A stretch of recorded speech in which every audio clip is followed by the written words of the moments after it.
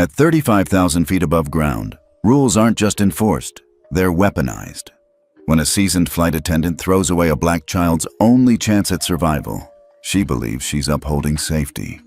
What she doesn't know is that the boy's father, calm, composed, and deadly precise, isn't just another passenger. In 3 minutes, one line from his lips will flip the flight, ground a Boeing midair, and unravel everything she thought she controlled. This isn't a story about outrage. It's about restraint, power, and the kind of justice that whispers before it strikes. You're about to witness karma take the long way home. The boarding gate at Logan International buzzed with the usual symphony of rolling suitcases, announcements, and murmurs of last-minute calls. Marcus Hill adjusted the strap of his black carry-on, steadying it over his shoulder as he took his son's hand. "We're seat 18A and B," he said gently.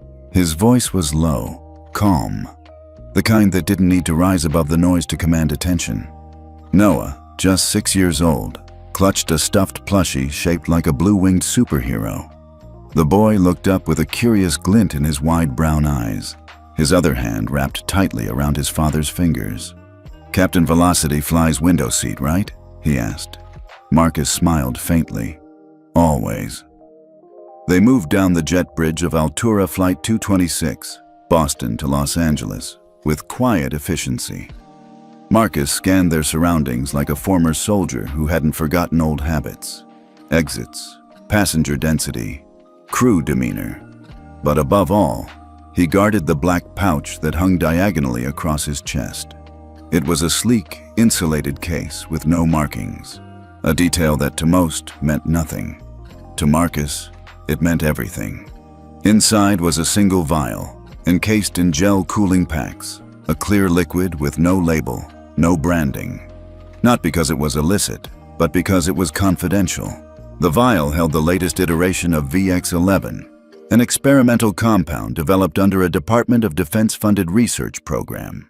And it was the only thing keeping his son from a seizure that could kill him. He wasn't here as a VIP, a contractor, or a donor. Today, he was just a father. That's how he wanted it. As they reached their row, Marcus gently guided Noah into the window seat. He stowed the carry-on above, then reached down to tuck the black pouch into the seat back pocket. That moment, brief, smooth, without hesitation, was enough to catch the eye of someone nearby. Karen Doyle, lead flight attendant for Altura 226, observed the motion while assisting another passenger several rows down. The pouch wasn't standard. Not a laptop, not a book, not a beverage. Her eyes narrowed slightly. She didn't speak, didn't approach. She simply noted it, mentally, and continued on. 2 decades in the sky had taught her how to spot irregularities. And while she didn't always act on instinct, she always cataloged. Karen didn't dislike passengers. She disliked surprises. Her mood that morning was already teetering. The earlier crew briefing had been rushed. She was filling in for a colleague who'd called in sick, and someone had left coffee grounds in the galley sink again. She hated when people didn't follow procedure. Procedure to her was sacred. It was the only thing that kept the chaos of 35,000 feet in check. Back in row 18, Marcus was adjusting Noah's seatbelt. "How you feeling, champ?" "Like Captain Velocity," Noah grinned, raising his arms briefly before lowering them, his energy already waning. Marcus reached into the black pouch. His hands moved carefully, not rushed, not secretive. He pulled out a digital thermometer, pressed it lightly against Noah's temple, and checked the reading. Normal. Good. From a zippered side pocket, he removed a timing card, handwritten marked in 4-hour intervals. He double-checked the dosage schedule. The next dose would be due at 2:00 p.m. Pacific time. Plenty of buffer. He made a mental note and slipped everything back into place. Across the aisle, a woman with a business laptop gave a sideways glance. Curious, not suspicious. Just observing. Karen passed by again with a quick inspection glance. Her gaze flicked briefly to the pouch, then to Marcus, then away. She didn't stop. But something lingered behind her eyes. A calculation forming. Marcus caught it. He'd seen it before. The slight hesitation. The mental tick of someone trying to place what didn't quite fit. He didn't react. He offered her a courteous nod. No challenge, no confrontation, just acknowledgement. Karen gave a thin-lipped smile, tight, professional, and moved on. To the average observer, the exchange meant nothing. But for anyone tuned to subtle social frequency, it crackled. Not with hostility, but with unspoken tension. The kind that precedes turbulence, not in the air, but between people. Marcus exhaled quietly. He leaned back in his seat and closed his eyes for a moment. He wasn't here to make noise. He had prepared for everything. Letters from Noah's doctors, copies of his clinical trial approval, an encrypted PDF with chain of custody validation for the drug, all stored on a thumb drive, on his phone, and in print in his carry-on. He was always prepared. Noah yawned. "How long is the flight, Daddy?" 5 hours, 22 minutes, Marcus replied with precision. 2 movies and a nap. "That's perfect," Noah said, leaning against the window, superhero plushie in hand. Outside, the tarmac shimmered in the morning sun. A line of other jets queued for takeoff, their engines emitting low roars that reverberated through the cabin floor. From the front galley, Karen's voice chimed over the intercom. "Ladies and gentlemen, welcome aboard Altura Flight 226. Our estimated flight time to Los Angeles is 5 hours and 30 minutes. We'll be taxiing shortly, so please ensure your seat backs and tray tables are in the upright position." As the announcement continued, Marcus opened his phone, not to scroll, but to check the digital monitoring app linked to Noah's smartwatch. Heart rate, steady. Neurological feedback, stable. He nodded to himself. So far, so good. Karen, back in the galley, scribbled a quick note on the flight log. Row 18B, suspicious black pouch, no markings, unconfirmed contents, monitor. Not an accusation, just a note. She wasn't worried. Yet, she didn't know that in less than an hour, her note would become a catalyst. That pouch, that father, that child. They weren't passengers in her logbook. They were a match, and she had just lit the fuse. The Boeing 787 cruised smoothly over Pennsylvania, its engines humming a low, steady lullaby. Most passengers had settled in, some with earbuds, others with magazines or in-flight screens. A peaceful hum enveloped the cabin. Karen Doyle moved briskly down the aisle, checking seatbelts and tray tables with mechanical efficiency. But her mind wasn't fully in the task. It lingered, circling like a hawk, back to row 18. She didn't know what it was exactly, but something about the pouch in the seat pocket nagged at her. It wasn't fear, not in the traditional sense. It was control. Karen didn't like unknowns. She didn't like variables, especially not on her flight. After 2 decades in the air, she'd learned to trust her instincts. Instincts that had saved her from a fake service animal with no documentation, a backpack rigged to smuggle contraband vape pens, and once, a panicked passenger with lithium batteries overheating under his seat. Her radar was fine-tuned to disruption, and that pouch, it pinged. Karen waited until the drink service had started, when passengers were distracted and the mood lighter. Then she made her approach. She crouched slightly beside row 18 and offered a smile she had practiced for years. Warm enough to disarm, neutral enough to stay professional. "Excuse me, sir," she said, her voice just above the engine hum. "I couldn't help but notice the black case you placed in the seat pocket earlier. May I ask what it contains?" Marcus looked up from the sketch pad Noah was doodling in.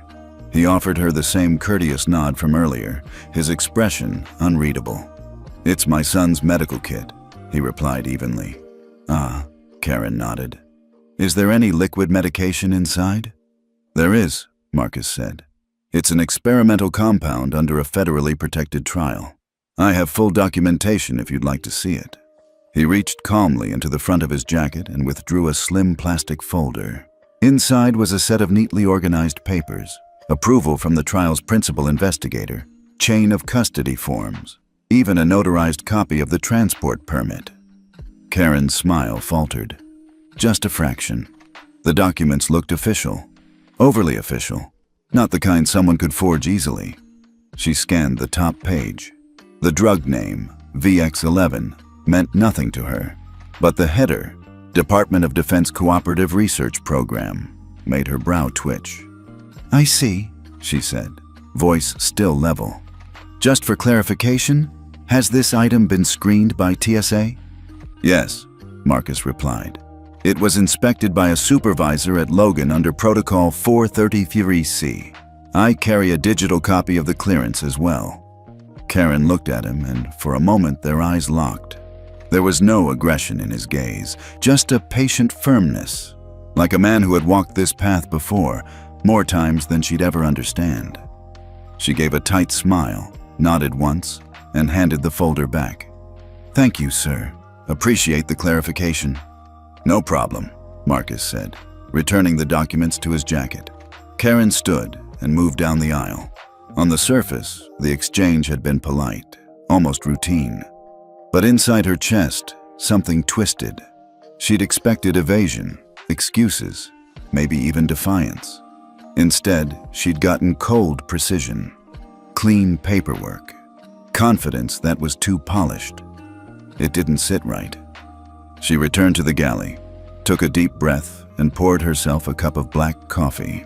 As she stirred it, she pulled out the small crew tablet that synced with cabin notes and flight data. There was no official protocol for "pouch feels suspicious." She hesitated. Then she tapped in. Passenger 18A, declared possession of experimental medication. Docs reviewed. No violation, monitor only. It was technically accurate. It was also a placeholder. The real move wouldn't be written down. Karen glanced toward the forward jump seat, where First Officer Ken Murdoch stood stretching. She crossed the galley casually, sipped her coffee, and leaned just close enough to start a quiet conversation. "Ken," she said under her breath, "you got a sec?" He turned, mildly surprised. "What's up?" "Guy in 18A has an unmarked vial in a pouch. Says it's experimental. Showed me DOD paperwork, but still..." She paused. "It's not labeled. No RX sticker. TSA might have missed it. Thought I should flag it." Ken's brows lifted. "Unlabeled liquid? Did you see it?" "Just the case," she replied. "Didn't touch it, but he's very precise. Calm. Too calm." Ken frowned. "You think it's a threat?" Karen shrugged. "Probably not. But it's enough that if something happens mid-air, I'd rather we weren't blindsided. That's all." Ken looked past her, toward the rows of passengers, then back. "Okay, I'll pass it to the captain." Karen offered a small nod. "Thanks." Neither of them noticed that a slim phone camera, tucked behind a paperback novel 3 rows behind Marcus, had recorded a silent few seconds. Karen leaning close to the first officer, lips moving, eyes darting briefly toward row 18. To the camera's owner, an observant student traveling solo, it looked like something more than idle chatter. Back in row 18, Marcus reclined slightly, eyes closed, but his ears remained alert. He'd caught the faint conversation behind the curtain. He knew the cadence of suspicion, the rhythm of doubt, the way people tried to whisper control into a system they didn't understand. He wasn't surprised. He wasn't angry. He was calculating. He glanced at Noah, who was now quietly coloring the cockpit of Captain Velocity's starship. Time to dose, 90 minutes. Plenty of time, unless someone decided to interfere. Marcus folded his hands across his lap, took a steady breath, and let the hum of the engines drown out the signal. But inside his mind, gears began to turn. Karen, meanwhile, returned to her routine with practiced grace. She'd done what she believed was right, what she'd been trained to do: monitor anomalies, preempt escalation, enforce rules, because rules meant safety. Still, something tugged at her gut. Not fear, not guilt, just a low, persistent discomfort, the kind that grows into a storm. The cabin lights dimmed to their cruising level glow as the flight leveled off above the Midwest. Drink service had begun, and the aisles buzzed with quiet conversations. ice clinks, and the occasional ding of a call button. Marcus glanced at his watch. 1:35 p.m. Pacific time. Exactly 25 minutes before Noah's scheduled dose. He opened the black pouch discreetly, his hand slipping in with the precision of ritual. The vial, nestled between chilled packs, glinted faintly. His fingers found the oral syringe, preloaded from earlier that morning.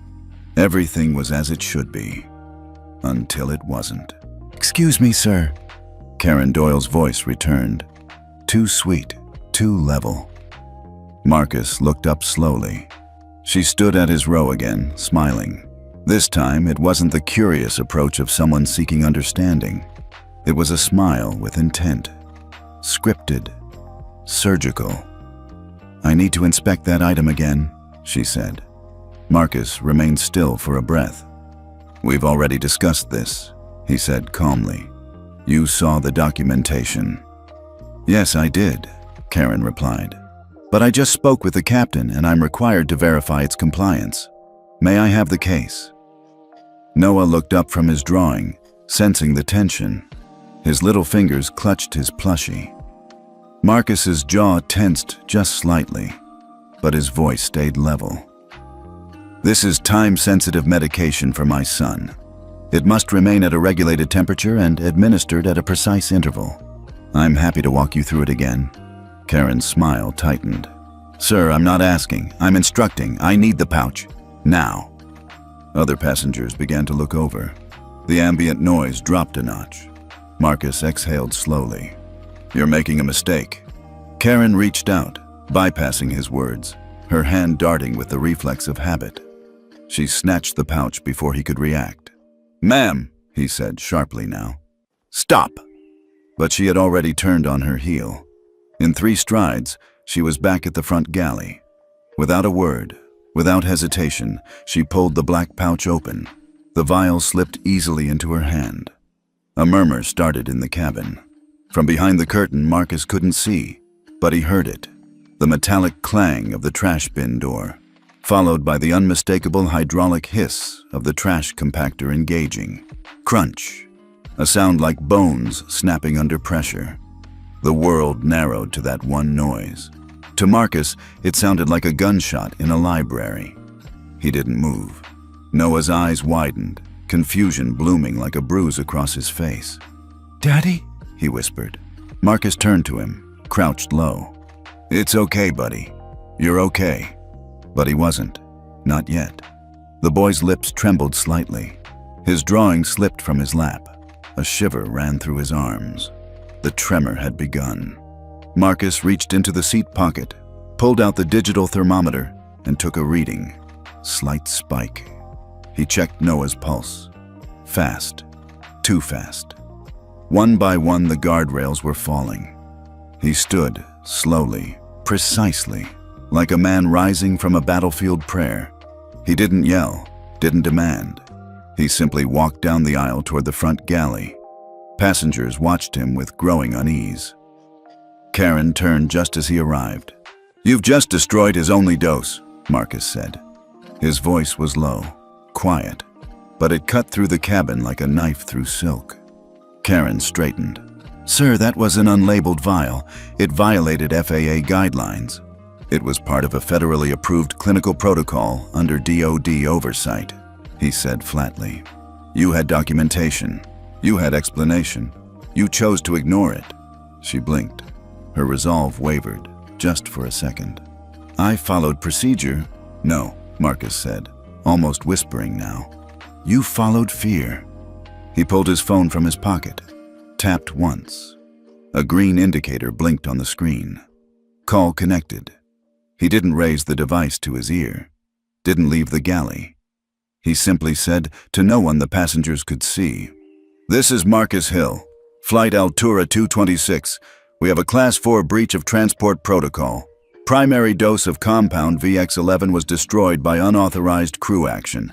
Subject destabilizing. Advise." A pause. Then a calm, clipped voice replied, "Confirming. Chain of custody logged. Stand by for directive. Immediate action in motion." Karen stepped back. "Who did you just call?" Marcus didn't answer. He ended the call with a soft tap and slipped the phone back into his pocket. Then he turned to her, met her eyes, and said one line. "You just turned this plane into a liability the Pentagon can't afford." Karen froze. Her hand hovered in the air, then dropped. "Sir, He didn't speak again. He walked past her, back to his son, knelt beside him. Noah was sweating now, his breaths shallow. A small tremor jerked his leg.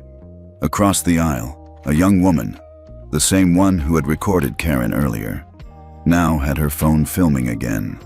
She captured it all. The look on Marcus's face, the stillness of a man who had not lost control, but transferred it.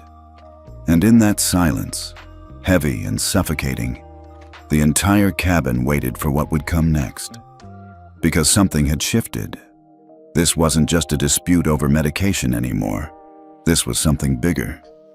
For a full 5 seconds after Marcus Hill's final words, the cabin remained utterly silent. Not a cough, not the crinkle of a snack wrapper, just the low whir of circulating air and the pounding of a shared heartbeat. Uncertain, collective, heavy. Karen Doyle stood rigid, her eyes fixed on Marcus like he'd suddenly become someone entirely new. Someone she didn't recognize, and more importantly, someone she couldn't control. The young woman across the aisle, Chloe Brantley, steadied her phone in her lap. The screen recorded everything. Marcus's calm voice, Karen's frozen posture, and the charged silence that followed. Back at his seat, Marcus reached into the front pocket and removed a hardback notebook. From the inside sleeve, he pulled out a laminated badge, silver-etched with the emblem of the Department of Defense and a restricted clearance code. He didn't raise it. He didn't announce it. He simply placed it on the tray table like an unspoken declaration. Karen saw it. Her breath caught. "Sir," she started, unsure whether she was about to apologize, demand something, or defend herself. Marcus cut through her hesitation with surgical precision. "You've just destroyed a restricted compound under military joint protocol. I need your captain on the record, now." There was no anger in his voice, no raised tone, only the weight of something bigger than she had anticipated, bigger than her protocols, bigger than her authority. Karen swallowed. She turned on her heel and strode to the flight deck. Chloe, now openly filming, caught the whole sequence. The DOD badge, the frozen flight attendant, the eerie calm of a man who knew exactly what domino would fall next. Inside the cockpit, First Officer Ken Murdoch turned as Karen entered. "I need the captain," she said, her voice more urgent than composed. "We have a problem in row 18. Captain Richard Langley looked up from the flight instruments. He was a veteran pilot, calm, no nonsense, someone who'd flown diplomats, celebrities, and at least one mid-air berth. He wasn't easily rattled. "What kind of problem?" Karen hesitated. "I confiscated an unlabeled vial. Passenger claimed it was experimental medication. I followed FAA protocol, but now he's claiming it was military." Langley raised an eyebrow. "Military?" "He just flashed a DOD clearance badge. Said I destroyed a protected compound and that we've breached joint protocol." Ken looked at the captain. "If he's right. And if it's really under joint protocol?" Langley frowned. "Get me that badge." "No need," a voice said. Karen turned. Marcus stood in the doorway of the cockpit, tall, still, holding the badge in his left hand. "I don't need you to verify it," he said. "Just get on the record that I've reported the destruction of DOD-linked material. Chain of custody was logged at Logan under Protocol 433C, VX-11 compound. Subject Noah Hill, in trial window. 1 dose only, now compromised." Langley's mouth opened, then closed. He'd heard of VX-class compounds, experimental therapeutics tied to federal studies, often encrypted behind 3 layers of agency permissions. The kind of compounds that weren't just about one patient, but about multi-billion-dollar investments, national health directives, and potential defense applications. "Jesus," he muttered. "Okay." Langley keyed the cabin phone. "This is Captain Langley," his voice low, clipped. We have a potential violation of federal clinical protocol. Passenger in row 18A is claiming destruction of restricted compound. Get me flight control. We may need to divert. He hung up, then looked at Marcus. Is the subject stable? No, Marcus said. He's beginning neurological deterioration. First tremor onset was 90 seconds ago. He has under 25 minutes before secondary stage begins. Langley took a breath. Nearest trauma-ready airport is Denver. That's 34 minutes. That will be too late, Marcus replied. Langley exchanged a quick glance with Ken, then turned to Karen. Get back to the cabin. No more contact with the passenger. At all. Karen's face reddened. She opened her mouth to speak, then thought better of it and left without another word. 3 minutes later, the cockpit issued a sharp, coded transmission to Denver Air Traffic Control. Altura 2226 requesting emergency diversion. We have a Class 1 medical escalation on board with possible federal implication. Declaring emergency. Request priority. Landing. Mayday protocols were activated. The plane banked slightly to the right, just enough that seasoned travelers could feel the shift. It wasn't violent. It was subtle, controlled, but unmistakable. Marcus returned to his seat. Noah lay still, his eyes fluttering slightly. The boy's hands were twitching in small rhythmic pulses. The initial tremor stage was accelerating. Marcus opened a thermal pack from his bag, placed it gently under Noah's neck, and held his hand. Across the aisle, Chloe pressed send. The footage uploaded instantly to her social account with a short caption. Flight attendant destroys black child's only medication. Father says one line, and the plane changes course. In under 5 minutes, her post was reshared 200 times. By the 10th minute, a verified account picked it up. Inside the aircraft, passengers murmured, leaning across aisles, whispering fragments. Did you see that badge? They're diverting. Wait, is this guy military? From the back, an elderly woman gasped. I heard him say Pentagon. Karen, stationed in the rear galley, stood stiff as a steel rod, her mind reeling. She hadn't lost control of a situation in over 12 years. But something about Marcus's presence, it bent the very air around him. The other flight attendants kept their distance. Word traveled fast, and what they'd seen in the cockpit had left an impression. This wasn't a difficult passenger. This was a reckoning in motion.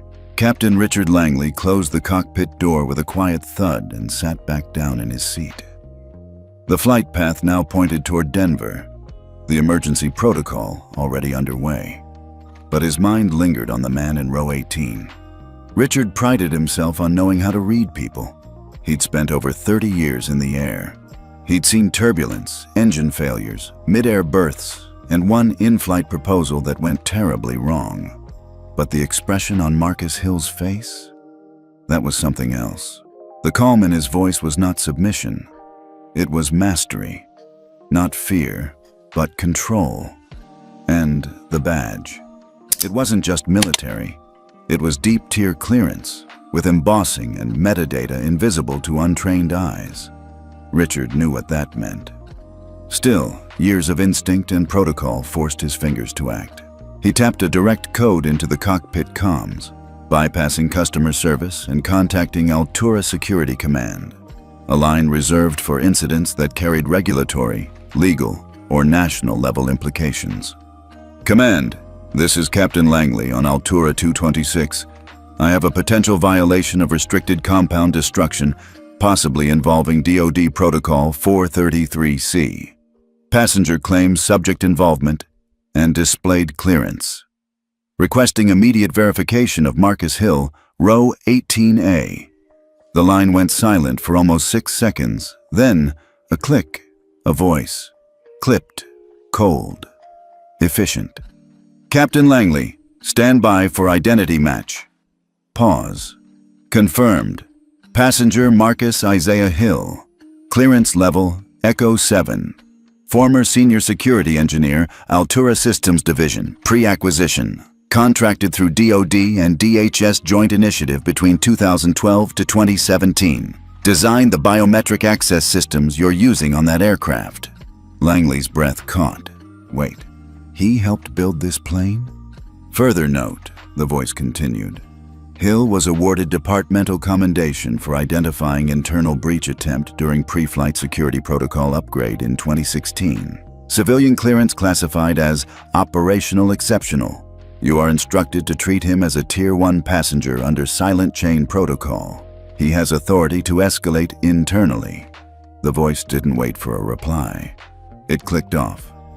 Langley leaned back, eyes wide, heart thumping. Not with fear, but a realization that he was no longer just managing a passenger disturbance. He'd unknowingly crossed a man who helped write the rule book. Meanwhile, in the cabin, Karen stood near the back, gripping the beverage cart like it might keep her from falling.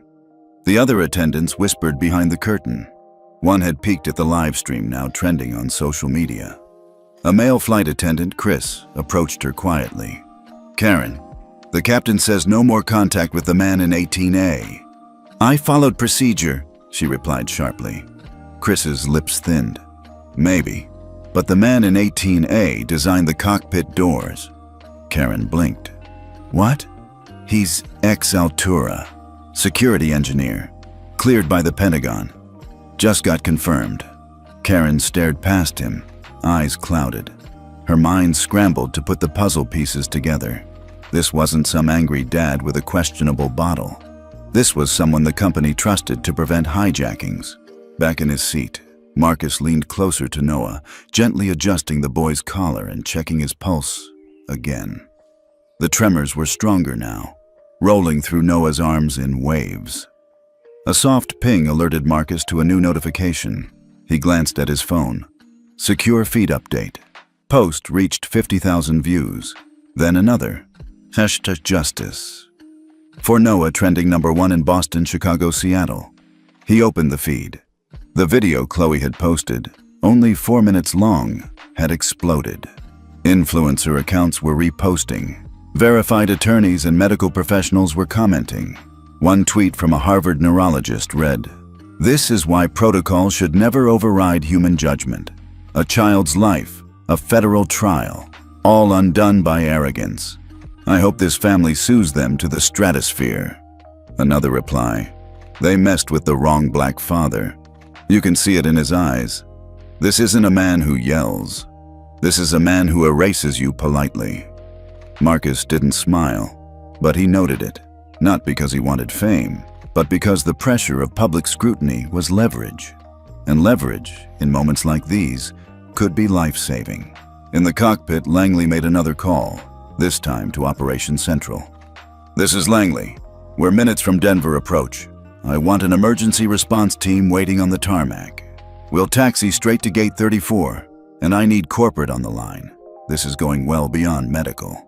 The ops supervisor responded instantly. "We've already been looped in. Legal's awake. PR's prepping a statement.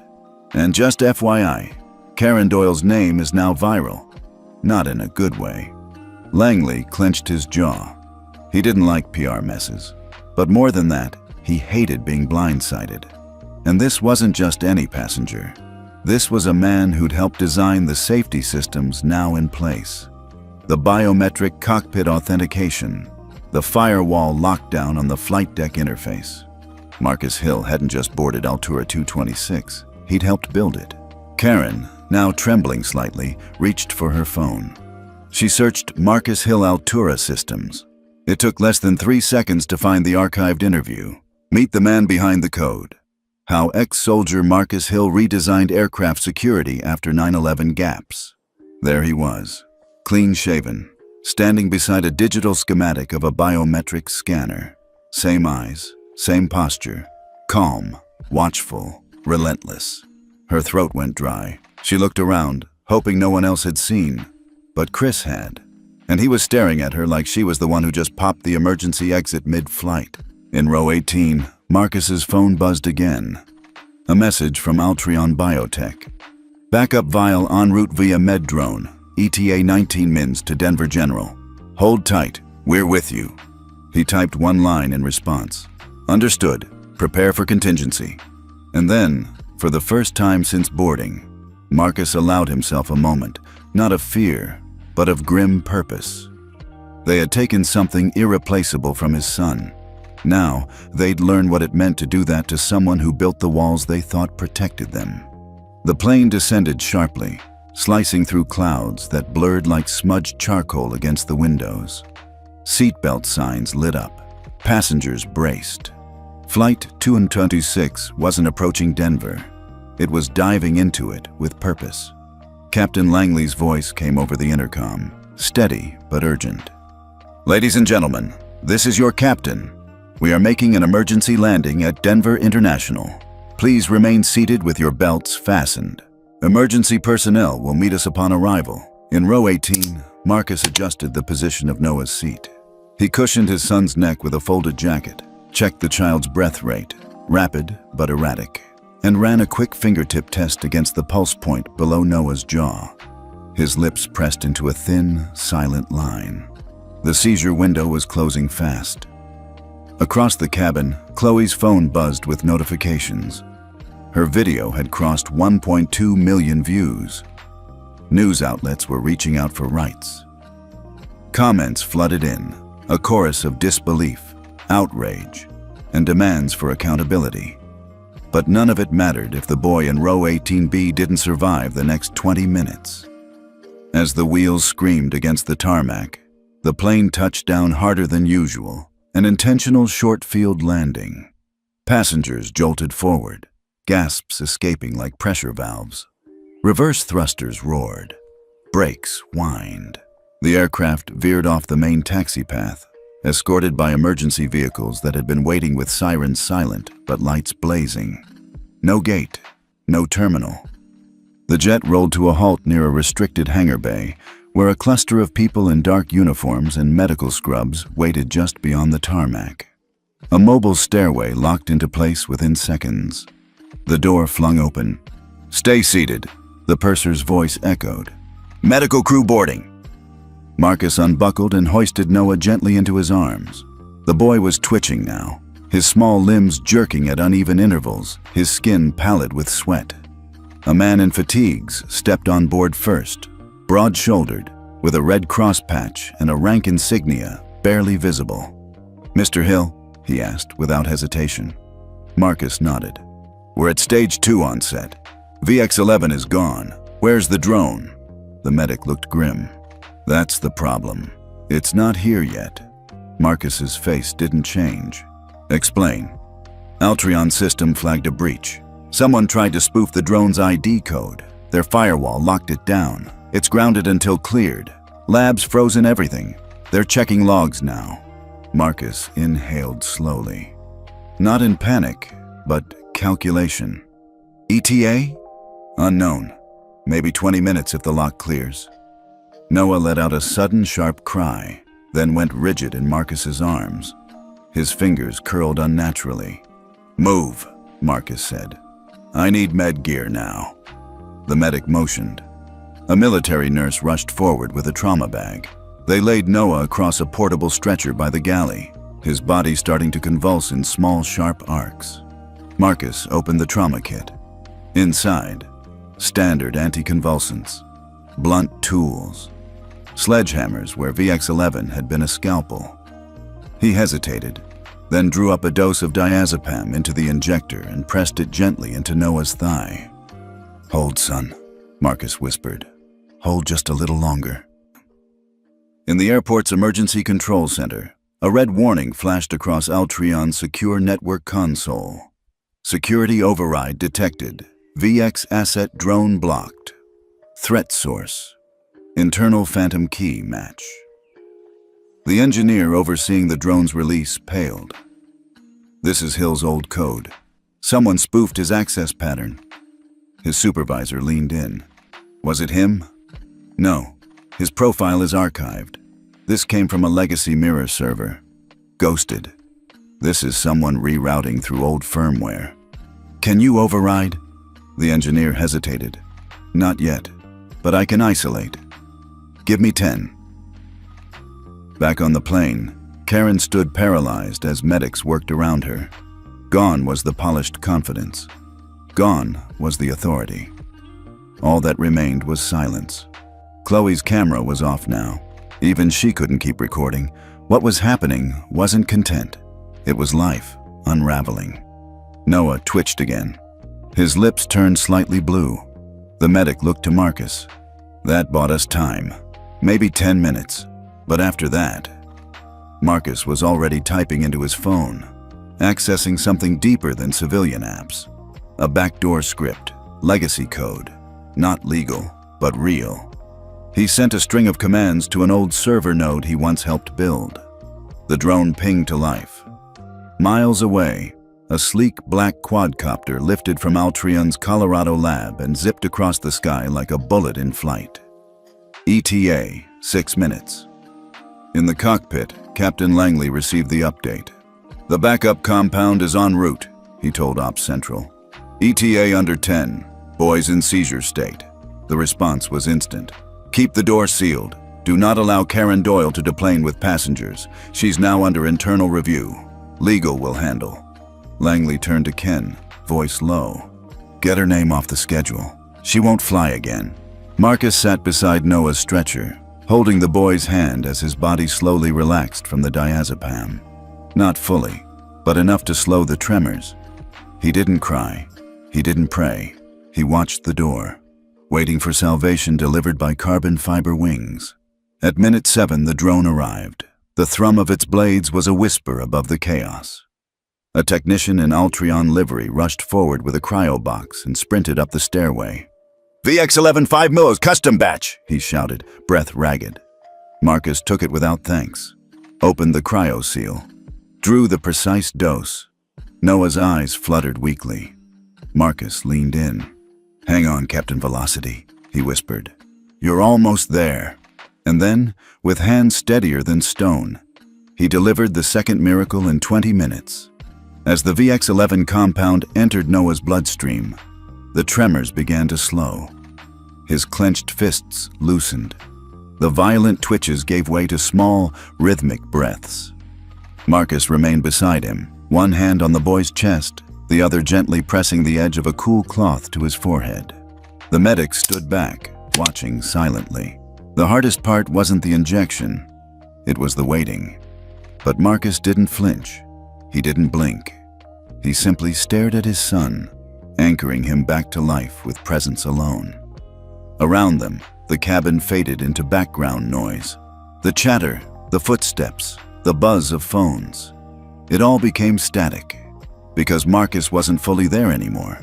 He was drifting backward, pulled by memory to a night that had never stopped echoing. It was 7 years earlier, in a snow-covered outpost near Kandahar. Then, Captain Marcus Hill stood rigid in the command center, helmet under one arm, waiting for final clearance to board a medevac transport out. His wife, Lena, had gone into labor early, 12 weeks early. Their daughter's heart rate had dropped during the night, and Lena had been rushed to the hospital near their Virginia home. Marcus had received the encrypted message at 0200 hours. Emergency, wife in active delivery, unstable, immediate presence requested. He had clearance to leave, but protocol demanded a relay from the commanding officer, and that officer was in a satellite meeting, off-grid, unreachable for the next 90 minutes. Marcus had stood his ground, muscles twitching, mind screaming, but lips sealed. Orders were orders. The chain of command was sacred, even for a man whose heart was being torn out in real time. He waited. By the time the CO returned and signed the release, the transport chopper had been rerouted. By the time Marcus landed in Frankfurt to connect back stateside, the call came in. Lena didn't make it. Complications. Internal hemorrhage. The doctors had tried everything, but the baby, little Eva, survived. Barely. Marcus sat in the military transport bay, numb. The sound of boots on concrete, the smell of fuel, the distant thunder of engines. None of it registered. He had followed every rule, every line in the handbook, and it had cost him his wife. Back in the present, on the emergency tarmac in Denver, Marcus's lips tightened as Noah stirred beneath his hand. The boy's lashes fluttered. His breath evened out, and Marcus whispered softly, almost imperceptibly, "Not again." He had made a promise at Lena's funeral, under a steel gray sky, with a folded flag in one hand and a newborn in the other. No more waiting, no more protocol over people. Never again would a regulation come before love. That vow had driven every choice since. It was why he left the military early, why he went into defense engineering, rewriting rules from the inside, why he agreed to work with Altreon to design fail-safes that prioritized human lives over systems, and why today, when a flight attendant threw away his son's lifeline, he didn't scream, he didn't rage, he acted. Because Marcus Hill had learned the cruelest truth the hard way. Rules don't save people, people do. Chloe Brantley watched him from across the aisle, tears in her eyes. She didn't know the full story. No one on the flight did. But something about the way he held his son, the way he had moved through chaos without breaking, had imprinted itself on her. She wasn't the only one. Online, viewers who'd once demanded drama were now falling silent, overwhelmed by something far deeper than outrage: reverence. One user wrote, "This man isn't a hero because he fought. He's a hero because he refused to lose control even when the system failed him." Another, "I cried watching this, not because of the injustice, but because I've never seen a father fight so quietly, so fiercely." Karen, standing near the galley with her arms crossed tightly, finally began to grasp the full weight of what she'd done. She hadn't just thrown away a vial, she had reignited a man's worst memory, pushed him back into a nightmare he had barely survived. And unlike most, Marcus didn't collapse under the trauma. He used it, he built a life upon it, and now that life had saved a child. Again. The medic tapped Marcus lightly. Heart rate stabilizing. He's through the worst. Marcus nodded once, then looked down at Noah. The boy's eyes opened slowly, glazed but aware. "Dad," he whispered. Marcus leaned in. "I'm here. Did we win?" A small laugh, more breath than sound, escaped Marcus's chest. "We did, champ. We did." Noah blinked slowly. Captain Velocity always wins, and for the first time in hours, Marcus allowed himself a real smile. Not because the battle was over, but because, for once, he hadn't been too late. The sterile white of the emergency hangar lights glowed down on Noah's tiny frame, now resting more peacefully on the stretcher. His breathing had stabilized. The twitching had slowed to faint, ghost-like spasms. VX-11 was working. For now. Marcus sat beside him, one hand wrapped around the boy's wrist, the other resting motionless on his own thigh. He wasn't blinking. He wasn't breathing deeply. He was simply there, anchored, as if letting go for even 1 second would undo the thread holding his son to life. Outside, emergency teams scrambled to document everything. Press cameras gathered at a security fence, and legal teams were already circling the airline like vultures. But inside Marcus's mind, none of that existed. He was elsewhere, 6 years earlier. The base was quiet at night. A low wind moved through the desert, dragging sand along the edges of chain-link fences. Marcus stood outside the command barracks, boots planted, eyes on the glowing screen of his personal phone. 2 missed calls, 1 voicemail. It was Olivia, his wife. Her voice, shaky and rushed, filled his ears as he replayed the message. "Marcus, I'm bleeding. I don't know what's wrong. I'm driving to Mercy General. They won't let me see a doctor without insurance up front. I need you. Please, just come. I think I'm losing the baby." He had frozen. For a second. Then 2. But orders were orders. He was on call, assigned to internal security during the overnight software update. His commanding officer had said clearly, no outside comms, no personal leave, no exceptions. He'd followed the rule. 20 minutes later, after the protocol window closed, he raced off base. 60 miles to Mercy General. He didn't wait for green lights. He didn't wait for clearance. By the time he arrived, they had already taken her away. By the time he walked in, they had already closed the curtain. Olivia died of hemorrhagic shock from a ruptured ectopic pregnancy. The baby, unviable. The time between her voicemail and the time he arrived, 37 minutes. He had never forgiven himself, but he had learned something that rewired his soul. Rules didn't save lives, people did. And ever since that night, Marcus Hill, the war vet, the security systems engineer, the man whose mind built fail-safes into metal and code, decided one thing: he would never let bureaucracy kill someone he loved again. Back in the present, the memory faded. Noah stirred. A faint whimper escaped his lips. Marcus leaned in. "I'm here," he whispered. "You're okay." The boy's eyelids fluttered, his fingers twitching slightly, but slower now, less violent. A nurse adjusted the IV flow. "He's responding well," she said gently. "We'll get him to Denver General in 10 minutes. Marcus nodded, his eyes never leaving his son. Across the tarmac, media vans had begun arriving. Security tried to shield the scene, but the spotlight had already been lit. The internet had decided this wasn't just a medical emergency, it was a reckoning, and at the center of it, a father who had never raised his voice, never made a scene, but had turned an entire airline upside down by refusing to lose again. Karen sat in the rear crew bench of the jet, staring down at her hands. They wouldn't stop shaking. She had trained for years to maintain calm in turbulence, to deal with drunks, screaming babies, bomb threats. But nothing prepared her for this kind of fallout. The whispers, the silence from her coworkers, the pointed glances, the knowledge that every second she remained on that aircraft, someone else was uploading another clip, another version, another angle. They all showed the same thing: her taking the pouch, her ignoring the father's calm explanations, her destroying the vial, her smile afterward, confident, rehearsed, wrong. She had followed the book, and somehow, it still made her the villain. In the emergency van headed to Denver General, Marcus sat in silence. Noah lay beside him, now under light sedation. The nurse asked, "You okay, sir?"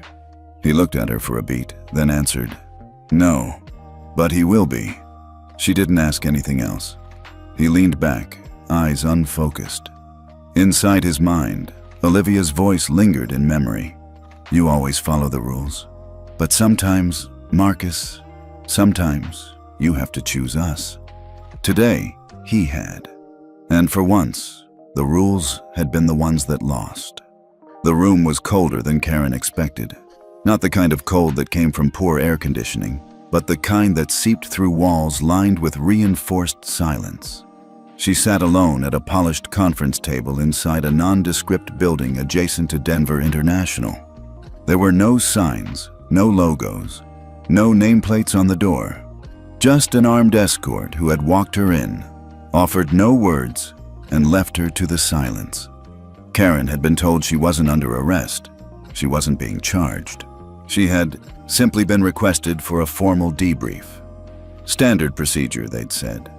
But something in the air didn't feel standard. No one had raised their voice. No one had accused her. But the silence was its own punishment. The door opened. A man in a gray suit stepped in. He was followed by a woman in military uniform and another in a dark blue pantsuit, legal by her posture and the small stack of files in her hand. "Ms. Doyle," the man said, offering no handshake. "I'm Darren Klein, counsel for Altura Airlines." The woman in uniform nodded. "Major Lydia Chen, Department of Defense Liaison to Federal Medical Protocol." The third woman didn't introduce herself. She simply opened the file and turned on a slim tablet. Karen's heart thudded once, then twice. Darren took a seat across from her. "You're not being punished today," he began. "Not formally." Karen nodded slowly. "But you will be held accountable," he added more quietly. He glanced toward the tablet. Major Chen reached across and tapped the screen. A video began to play. It was Chloe's footage. Clean, stabilized, zoomed in. Karen saw herself on screen, smiling as she took the pouch, walking confidently toward the galley, opening the trash door. The sound was clear. The compactor's hiss, the audible crunch. Karen's smile faltered as she watched herself. Then came Marcus's voice. Calm, focused, devastating. You've just destroyed a restricted compound under military joint protocol. I need your captain on the record. Now. Karen flinched slightly in her chair, her breath shallow. The video faded. The screen shifted. Now it was Noah, sweating, twitching, his father crouched beside him, administering emergency medication while keeping the child's eyes focused, his own jaw clenched with restraint that bordered on divine. Karen looked away. Don't, said the legal counsel softly. You need to see this. The final clip was from the onboard security feed. Infrared scan. It showed Noah's heart rate before and after the incident. The spike, the drop, the near failure. Major Chen cleared her throat. This isn't just a mistake, Ms. Doyle, she said. This was a violation of Section 9A of Emergency Passenger Medical Protection under the Joint Federal Aviation and Health Agreement. Karen's lips parted. I thought... You thought, Darren interrupted, that following the manual was enough. That protocol existed outside context. That your personal discomfort overrode a father's expertise and a child's life. The words landed like stones. But I didn't mean... No one ever does, the lawyer replied, flipping to the next file.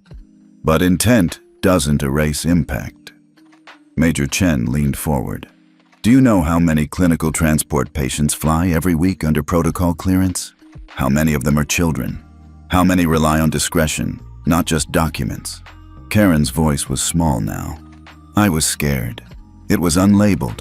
It looked like something dangerous, the DOD officer finished. It was, but not in the way you thought. The room was silent again. Darren folded his hands. Ms. Doyle, Altura has placed you on indefinite suspension pending full federal review. Depending on the findings, further action may include termination, license revocation, or charges under Section 42. Karen's eyes widened. Charges? The legal counsel didn't blink. You destroyed federally protected medical property, under recorded conditions, with warning. Karen swallowed. I thought I was protecting the passengers. Major Chen's voice softened, but not kindly. And you almost killed one. Karen looked down at the table. For the first time since the incident began, the weight of her actions didn't just press against her professionally. It cracked something personal, something she'd spent years building. Her certainty, her conviction, her image of herself as someone who always did the right thing. And yet, here she was, watching her own footage as a cautionary tale. The attorney stood, gathering her files. Thank you for your time, she said. You're free to leave the premises. But don't speak to the press, don't post anything, and don't contact Mr. Hill or his legal team. Karen didn't move, couldn't. They left her alone in the room again. This time, the silence was unbearable. Because now, it wasn't just silence. It was truth. 3 days after the emergency landing, Marcus Hill stood behind a podium set up outside the Denver General Medical Center.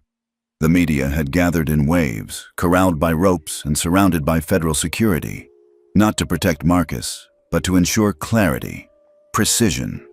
This wasn't a press spectacle. It was an inflection point.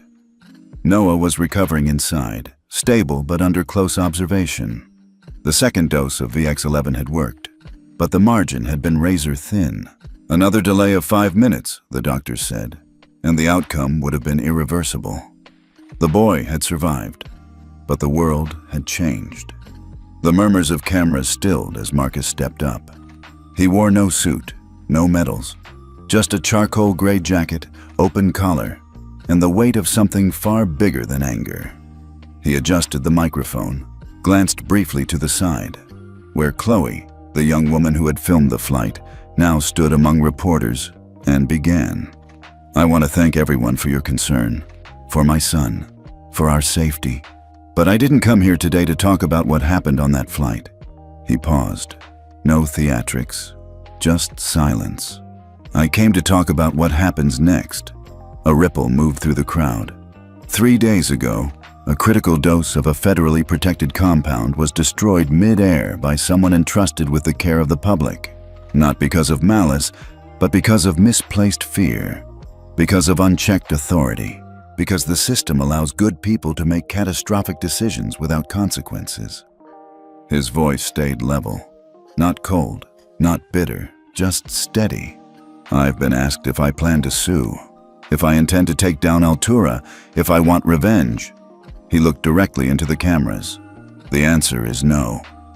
A wave of confusion swept the journalists. Marcus continued. I didn't fight for revenge. I didn't build biometric walls so I could tear down institutions. What I want is something better. He reached into his coat pocket and unfolded a slim, embossed document. As of this morning, with the support of the Department of Defense, the Centers for Disease Control, and 5 leading pharmaceutical conglomerates, I am officially launching the Alliance for Protected Patient Transport, APPT for short. Reporters erupted into clicks and murmurs. Microphones angled forward. This alliance will build a nationwide framework for identifying, flagging, and protecting high-risk medical passengers, especially children, traveling with specialized treatments. It will include AI-enforced passenger tags, biometric scanning integration, and direct federal relay systems, so no parent ever has to justify saving their child mid-air. Chloe's jaw dropped. The cameras zoomed in. But we won't stop at airlines, Marcus said. APPT will partner with ground transport companies, hospital networks, and pharmaceutical developers to create a live response protocol. Because what happened to Noah shouldn't require clearance, connections, or combat experience to survive. One reporter raised a hand. Mr. Hill, what about the flight attendant, Karen Doyle? Are you pursuing civil action? Marcus looked directly at him, and for the first time, his voice trembled slightly. I lost my wife because I followed a rule. I nearly lost my son because someone else did the same. He took a breath. But vengeance won't bring justice. It never has. He stepped back, letting the words linger. As he exited the podium, phones exploded with hashtags already climbing the trend boards. Noah Act, Silent Justice as Alliance. For patients. Within hours, the APPT website crashed under the weight of donations, volunteer sign-ups, and requests for partnership. The Pentagon released a statement endorsing the initiative. The CDC confirmed pilot programs in 10 major airports. Biogenics, AstraCore, Medica, and 2 other pharma giants pledged infrastructure and funding. And Altura Airlines? They issued a corporate apology, but no denial, because there was no longer anything to deny. In the quiet of a hospital corridor, Chloe approached Marcus. Why didn't you go after her? She asked gently. Karen, you had everything. Video, law, rage. Marcus looked down at Noah's room, where his son now slept peacefully. Because this was never about her, he said. It was about all of them. Every system that trains people to ignore humanity in favor of handbooks. Chloe blinked, then nodded. And because, Marcus added, almost to himself, my son's still alive. That's the only justice I need. The letter came on a Monday morning. No embossed seal. No apology. Just a flat corporate header and 2 short paragraphs. Ms. Doyle, following our internal review and pursuant to Article 17 of the Altura Employee Conduct Policy, your employment with Altura Airlines is hereby terminated effective immediately. Your access credentials have been revoked. No severance will be issued. No signature, just a typed name. Darren Klein, legal counsel. Karen stared at the paper for a long time, not crying, not screaming, just empty. She had served Altura Airlines for 12 years, without incident, without complaint. She'd missed birthdays, holidays, anniversaries. She had memorized the emergency procedures to the word, helped evacuate panicked passengers, even once performed CPR on a choking toddler. And now it ended in 2 paragraphs. By Friday, the insurance company followed. She opened the email while standing in line at the pharmacy. After review, we regret to inform you that your claim for reputational damages and legal representation assistance is denied. based on Clause 5B. Personal negligence in violation of federal protocol voids liability support. Karen's hand trembled. The woman behind the counter said something she didn't hear. She left the basket behind and walked out. The next day, she received a certified letter. This one was longer. It was from Biogenix Pharmaceuticals. It listed the exact financial damages incurred by the loss of the VX11 compound on board Altura 226. Due to the premature termination of experimental data, delayed patient outcomes, and violation of chain of custody protocol, Biogenix reserves the right to pursue civil damages totaling $2.4 million under Statute F41. She reread that number again. $2.4 million. It felt like fiction, like something meant for someone else. But then she saw the attached footage. Again, her own face, her hand reaching for the pouch, the quiet hiss of the compactor, her smile. Days passed. Then a week. Her phone didn't ring anymore. Her inbox was empty except for press inquiries and legal notices. At the grocery store, she heard whispers. A woman in the parking lot took a photo of her and posted it online. Karen didn't have to search the hashtags. She already knew what they were. She thought about deleting her accounts, but it felt too late, like she was already a ghost in her own life. One gray morning, Karen drove 2 hours out of the city. She hadn't told anyone where she was going, not that anyone would ask. She pulled into a quiet cemetery tucked between hills and trees, the air thick with late autumn silence. She parked, got out, walked the familiar path. Section D, Row 5, Stone 42.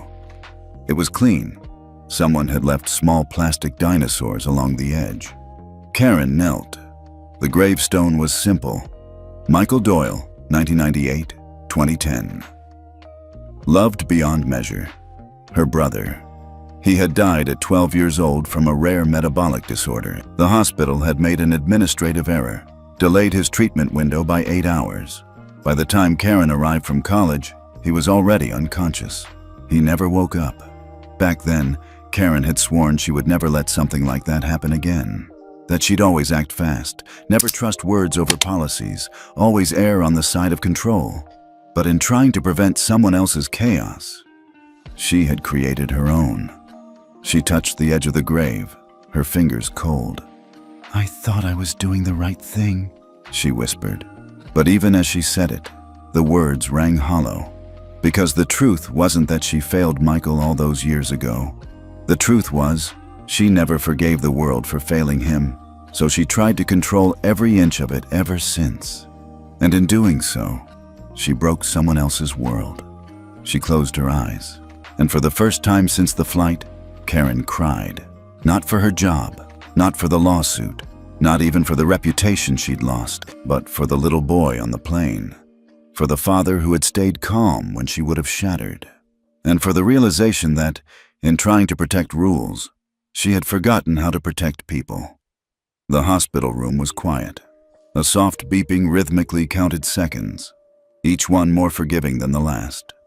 Outside the window, the late afternoon sun filtered through sheer blinds, casting warm, golden strips across Noah's face. Marcus sat beside him, head bowed, a paperback novel in his hand, unopened. He hadn't slept, had barely moved. A week had passed since the flight, since the emergency landing, since the dose that saved his son's life.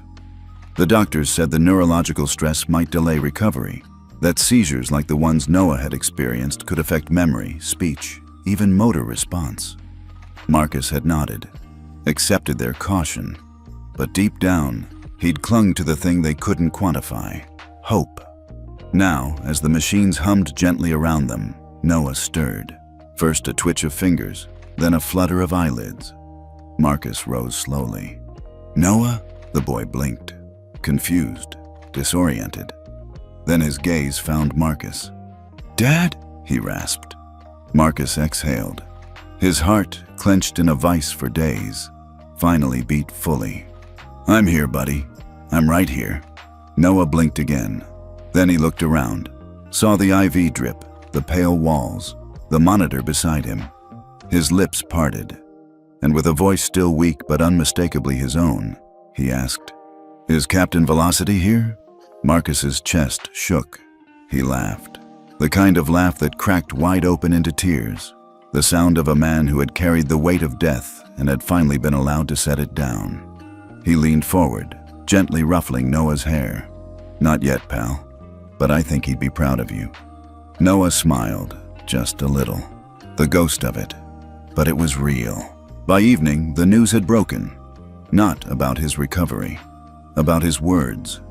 A nurse, standing quietly at the foot of the bed, had recorded the moment. Not for virality, not for clout, but because she knew the country needed something good, something human. The clip was only 20 seconds long. "Is Captain Velocity here?" The father's laugh, filled with tears. His whisper back, "I think he'd be proud of you." It spread like wildfire. Within hours, anchors repeated it on national broadcasts. Morning shows ran the clip in slow motion. Pediatricians tweeted about resilience. Comic book artists drew sketches of Captain Velocity cradling a little boy in his arms. The Noah Act, which had already been introduced in Congress as a bipartisan safety bill, now had a face, a voice, a reason.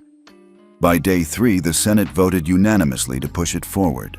By day 5, the bill was named after him, the Noah Velocity Protocol.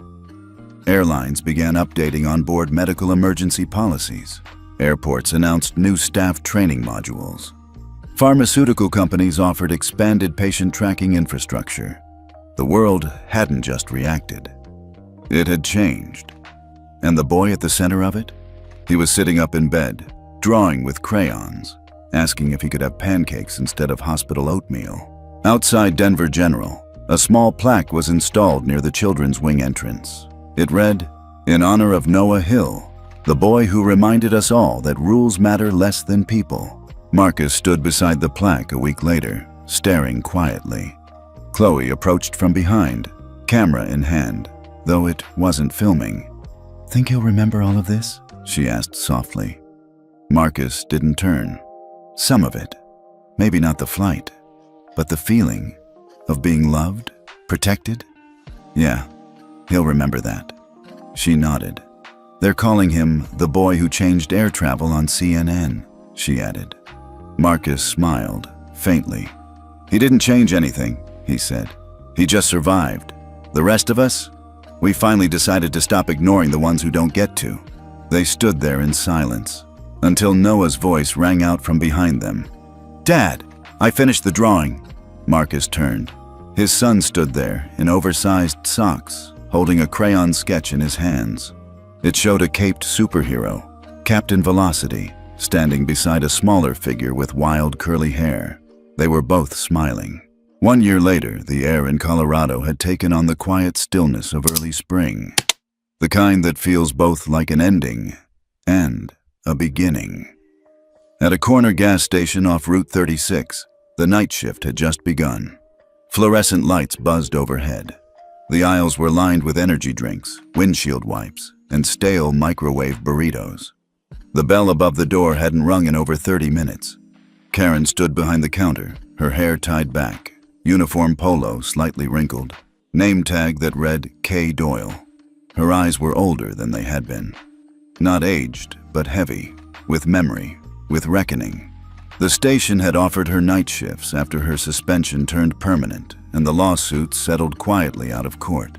The pharmaceutical case had drained most of her savings. The insurance rejection left her on her own. She never tried to explain her side online, never fought the wave of rage. Because deep down, she knew it had always been more than one bad decision. It was a lifetime of misplaced control, of unresolved grief, of clinging to policies because they were easier than confronting pain. She wiped the counter even though it was clean. She did that a lot these days. Wiped, organized, stacked. Small actions she could get right. The bell above the door rang. She glanced up and froze. A silver Tesla Model X pulled up outside. The backlit license plate frame glowed faintly. Noah Initiative. Compassion over protocol. The man who stepped out wore a dark wool coat over a crisp button-down slacks, clean shoes. He looked like someone in motion, someone who moved from meetings to missions with a quiet sense of direction. Marcus Hill. He stepped inside the store with quiet ease, not as a stranger, not as a celebrity, just a man who needed something. Karen's breath caught in her throat. Their eyes met. Time didn't stop. It didn't slow, but something shifted. Karen instinctively looked down. She began, but the words dried up. Marcus stepped to the cooler, took a bottle of water, and returned to the counter. She scanned it in silence. The machine beeped. $2.89, she said quietly. He pulled a $5 bill from his wallet, placed it on the counter. Their eyes met again, and then he nodded. Not with anger, not with condescension, just a quiet, firm acknowledgement. A gesture that said, I remember, I endured, I moved forward, and you are still paying your price. Karen's voice was barely audible. I'm sorry. Marcus didn't reply, but he didn't need to, because some lessons don't come with punishments. They come with echoes, and some moments don't ask for answers. They ask for silence. He turned, bottle in hand, and walked back to his car. The automatic doors slid open with a soft whoosh. The Tesla's headlights blinked to life. Karen stood motionless, the receipt still in the printer. The screen read, "Change due." 2.0, and she didn't take it. Didn't pocket the coins. She just stared at the door as it closed behind him. Outside, Marcus sat behind the wheel for a second longer than necessary. He glanced at the dashboard screen, where a new message from the NOAA Initiative headquarters glowed. Grant approved for Denver AirMed pilot program. New policy training kit shipped. Launch scheduled for May 5th. He smiled, faintly, then drove off. Back inside, Karen finally moved. She walked to the side window, just in time to see the Tesla disappear onto the quiet highway, its lights blending into the distance. She didn't cry, but her hands clenched slightly at her sides. Behind her, the radio played an old song softly, some folk lyric about roads not taken. She returned to the counter, and for the first time in a year, she stood still without wiping anything down, because something inside had finally stopped shaking. Karma doesn't knock loud, it whispers and changes everything.